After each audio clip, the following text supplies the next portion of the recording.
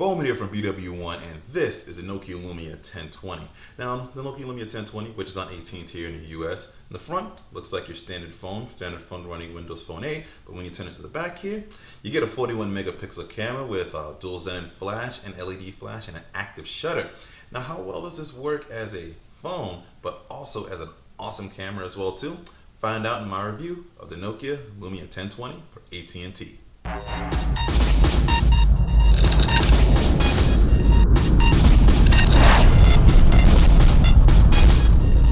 Okay, let's quickly go through the design of the Lumia 1020, and I say quickly because it's typical Lumia design phone here. It takes more into account, not so much with the 920 where it was a little bit wider. It's allowed us a little bit slimmer here, similar to the Lumia 928, but has sort of the curved edges and soft curves, but still a little sharp on the ends there, as you can see here with it.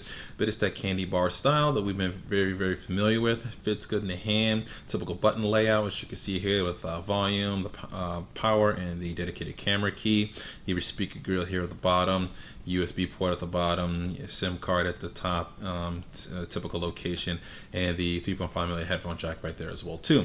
Now the main difference here is the 41 megapixel camera here on the back, so the phone does not lay flat. So if you try to lay it flat down and try to use it like this, it's gonna kind of rock around and such, so you have to be aware of that, and that's one of the sacrifices you make, obviously, with being so bulky. But it being 41 megapixels and seeing what the 808 Pure View looked like before, it is kind of amazing they're able to get it at least this slim within it. You've got to be assuming the next step when they make the next version of this that it's pretty much going to be within the phone itself, very flat, and you're not going to have that hump. But that's something to kind of notice there with it. Other than that, the design is typical Nokia, very polycarbonate shell, nice grip, nice feel, nice and sturdy, and overall will definitely please the most Nokia and Windows Phone fans. All right, with the Lumia 1020, you do have a 4.5-inch display, HD AMOLED display that is at 1280 by 768 pixels. Very nice display, sharp, vibrant, does produce some pretty accurate colors with it. You'll see that when we take a look at the photo section. It'll be a little bit of a better indication of how the display kind of works with it. But you have the technology where you can just use your fingertips to navigate through with the clear motion on it. You can also do the also has a technology that you can use the gloves, especially for people that live in the Northeast or in the wintertime, so you can just have your gloves on and still be able to interact with the phone. It's still, I would like to see this at 1080p, obviously, but that's obviously a limitation of the Windows Phone 8 operating system, so hopefully the next version will upgrade us a little bit higher than that. But overall, it's going to be the display that you're going to like looking at, and it's going to present to you good colors, good picture, good display, something you're going to enjoy looking at the phone every single day. Alright, now as we break down some of the software on here, it's Windows Phone 8, so you have the ability to resize your tiles, as you know on the home screen here, as you can see. You have the live tiles, and you can edit those as you want to and change features and stuff with them. You can remove them as you want.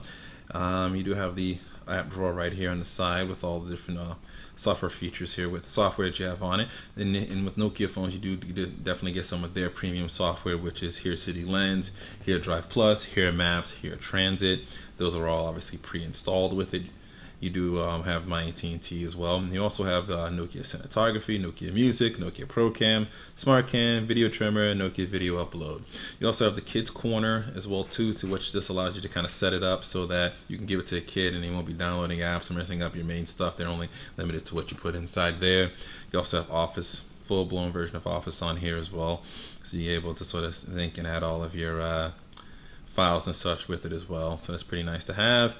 And typical other Windows software, you have Wallet, which isn't NFC based quite yet. It's kind of just similar to what you see with Samsung Wallet and Passport as well. And that's pretty much what you have there with there inside of it. Now, it does come with a dual core, 1.5 gigahertz Qualcomm Snapdragon S4 processor. It does have 2 gigabytes of RAM, which goes more into play with the camera features, but it does keep the phone running fast and smooth. It's Windows Phone, you know it's snappy, you know it's fast, you know it runs smooth, and that's pretty much kind of it with that. The only thing that's disappointing, obviously, is the addition of having more software and apps that are available, mostly with other common and bigger user-based operating systems such as Android and iOS, but they're slowly catching up to that. So that's pretty much it here for software. Let's get really to the main thing that you guys came to see, which is the camera. 41 megapixels. That's what makes the camera pixels inside the Nokia Lumia 1020. Obviously one of the highest megapixels found in a smartphone today. And to be able to use those all those pictures and all those megapixels rather, you're going to need a nice app to run with it, and that is a Nokia Pro camera app that you see right here. It gives you an assortment of settings that, while it's something you normally see more in a Pro camera, it's still sort of a lot simplified for a smartphone, easy to use for people that are not necessarily camera experts. Of course, we're going to use this Chromecast box here because it has some colors and stuff in it. It's going to be sort of our example of sort of going through and some of the settings here. Now here at the top, you have your settings for flash. You can turn that on and off instantly like that, and auto if you want to. White balance, you can bring that up and you can see the little reel kind of shows up here, and you can change that as you want to. And you can see, leave it at auto if you want. Same thing with you can see the macro focus and such here. ISO levels, change that as you want. You can change the I believe this is the white balance right here on this one. Some of these icons I don't always remember exactly. And let's see, that's that one there. Looks like we can't change that one because I edited a couple of other ones here. But the nice thing is here, if you do sort of jack all the settings up, you can kind of bring it up to here, and if you want to reset, you just go like that and reset it out just like that. And it'll always try to make sure that you don't screw everything up too badly as you're going through. And like I said, boom, just brings it back just like that. And you can change that for there. So it's pretty simplified there. In the app, this is what you really need to use if you're going to take those high quality pictures. Now, speaking of those pictures, I'll show you some of the settings inside of here that you really want to make sure you pay attention to. You have your bracketing that you can set. You have your shutter delay, which you can also put on and off as you're taking pictures. Let's go here into the settings here itself. Now you can add your frame grids. You can change your aspect ratio from 4:3 to 16:9. 4:3 obviously would be more for maybe if you want to take a real portrait, you're going to print up. 16:9s for like what you would see on TVs and widescreen computers. And here is the capture mode. Now this is interesting here. Now it has two capture modes here. You can have it just on JPEG at 5 megapixels, but to really take advantage of it, you want to have it on JPEG 5 megapixels plus 34 megapixels. What that does is when you take a picture, it takes 2 shots. So that's why it's a little bit slow in saving. It's going to take a 5 megapixel shot, then it takes a 34 megapixel shot as well too. So it gives you one that you're going to be able to share, and then another one that you're going to be able to, if you want to print that out and do some more professional stuff with it as well. So if you wanted to blow it up by 30 by 20 frame or something like that, you can use that. 34 megapixel one. It saves 2 of the files. You have access to both when you plug it in to your computer. You can have detect faces. You can use default settings. Obviously set it back if you messed everything up. And we go into video here. What's interesting about video, typical video settings, you do have some editing with the audio based filter if you want to add that. And this does have some pretty good audio with the video, which you'll notice if you've seen some of our sample uploads. Now, what's nice about this here is that it gives you the options of not only 1080p 30 frames per second, but it gives you 24 frames per second, which is more so what you see in movies and TV shows, and same thing on the 720p levels as well too. And we have samples of the 1080p 24 frames per second and 30 frames per second should be up on our YouTube channel, so you can check that out to kind of get your idea. And the video quality is very good, and the audio quality is good as well too with it. It's definitely a good I say good for like if you're a vlogger, you're gonna really like the video and audio quality coming out of this, and especially the picture quality as well with it. So that's kind of like what you kind of see with the Pro Camera app here. Now the other thing that you can use that's outside of the apps, if you hit this button here at the bottom, you can add all these different lenses. What these basically are different apps. So you can use the cinematograph app. You can use panorama to make a panoramic view. You have Selfie lens, which is kind of like sort of those Instagram filters. You have the smart cam, which takes all those action shots and macros and all sorts of different motion shots that you can sort of edit and play around with, which you've seen in other Nokia phones before. We're going to focus mainly on the Pro Camera app because that's what really takes advantage of the 41 megapixel camera on here. You do have the standard camera app, but you're never going to use it on this phone, and you should never use it on here because it's really not going to be to your advantage. Taking a picture, we'll take one right here. Snaps. And you can see there, it takes a couple seconds to save, and that was a very out of focus picture. Let's try that again. There we go. Nice in focus picture there with it, and you can see it pop up here. Now, it's nice when you pop in here. It's actually, let's actually pop out of there. Let's hop into the gallery because I want to show you something that you want to make sure. When you go into the gallery here, go into the camera roll, we'll go here to the bottom. You're going to notice that some of the pictures that you roll by will say captured by Nokia Pro Camera app or captured by SmartCam. Now, the reason that that's important is that right now you're in the gallery, in the photo gallery in Windows Phone, you're really just messing with the 5 megapixel shot, which lets you, zoom around and get that pretty nice zoom that you normally get with it, better than you would get most pictures. But you want to hit the Nokia Pro Cam because that's going to give you more of the details and more things to be able to adjust and do with it. So here, this is where you can really get down to the nitty gritty, literally, and really see even some of the like little dots and stuff right inside the picture there. You can even go and pretty much capture what all those words are saying. That's where the zoom comes, zoom reinvented basically. You can zoom in just like that. And you can go in here, you can kind of edit and crop that out as you want to, where you want it specifically.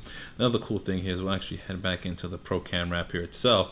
And let's say I want to take a picture and I want to zoom in here to right there. Hopefully this focuses.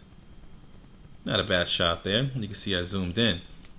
Now, normally with this shot, if you're using it in a standard gallery, you're only going to be able to see what's here. But in the Pro Cam app, you can actually zoom out and capture, let's see right here for a second, zoom out and capture everything else that was missing that when you zoomed in. So it still takes a picture of everything, but allows you to zoom in and focus on something specific. So even in some cases that you want to zoom in, you don't even necessarily have to because it's already getting that for you. But if you want to zoom in while you're trying to focus on something specific, it allows you to do that and still capture everything else around it. Really, really cool. Let's go ahead and back out into here. And that's pretty much the main stuff when dealing with the Pro Cam app here and really how it sort of works. Now let's really talk about like the picture quality, and we're definitely gonna check that out as we're gonna scroll some pictures sort of alongside here. And the picture quality, quite frankly, is just amazing. It's the best that you're gonna see on any camera smartphone available today. It's just solid. You can see I probably posted up some pictures here of this sort of a flower, one of those purple flowers, and it's just the color, the details that you see with it are just so vibrant, so sharp, and it's just really nice. I took some other pictures when I was in one of the taller buildings inside of the Boston area here, the John Hancock Tower. We were on the 56th floor, decided to take some pictures there, and you can see it kind of captures everything. And if we zoom in on it, which I'll make available on the website, the 5 megapixel and the 34 megapixel shot, so you can try and kind of check both out there. You can really zoom down and all the way down into the Boston Commons right down there below. You can see all that stuff. It's pretty cool. The pictures are just amazing. They're gonna be kind of what you want all camera phones to be in the future. This is really where it's going to be a true replacement for any other camera out there. You don't need a second camera with this. With Lumia 1020, this is going to do everything for you. So picture quality outstanding, video quality outstanding as well too. Nokia knows what they're doing with cameras, and the quality that they put together with this is just unmatchable right now. Now, battery life is pretty interesting on the Lumia 1020. As a phone, it pretty much has very good battery life, standard Windows Phone battery life where you can get through the day. Pretty much a day and a half on normal usage. We had about 3 email accounts going into it, a couple of social networks and such, and just normal phone calls and text messages and things of that nature. And we got about a day to up to a day and a half of battery life. Now, if you're using the camera whole lot, which has that active shutter, which you can actually physically feel kind of turning on, shutting, opening and closing, and the flash and stuff like that, you're probably going to see the battery life drastically kind of come down a bit, probably to just about a day, maybe even a little bit less. But that's if you're actively using the camera, so just keep that in mind. But overall, the Lumia 1020 is a pretty awesome phone. It's phone and camera. On one sense, as a phone, it's pretty much a standard Nokia Lumia phone. It isn't really too special on the phone side of things.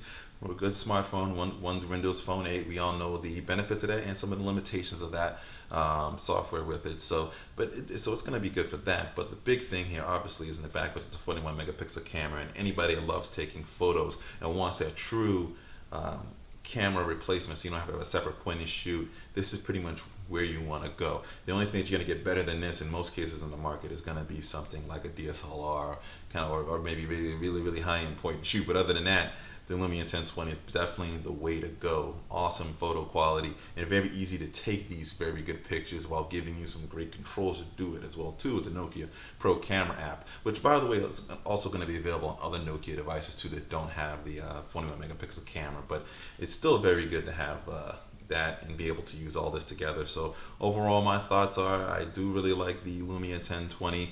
It's I wish it was on more carriers. I think it would do a little bit better. Being exclusive to AT&T is okay, but really getting across all carriers would really help push Windows Phone and push the Lumia as well too. So that's only my only really big caveat about it. But overall, if you're looking for something with an awesome camera and a smartphone that's going to run simple for you, and your main priority is more picture taking than anything else, the Lumia 1020 is definitely the way to go. If you're looking for something like a connected camera, maybe Lumia 1020 could be also a good option for you. So this is BWOne from BWOne. Be sure if you like this video to give us a thumbs up. It definitely helps us out. Also subscribe to our YouTube page here. Check us out on our main website at BWOne.com. Also follow us on Google Plus and all the other social networks. The link is in the description. And always remember to live your tech world in high definition. Thanks for watching.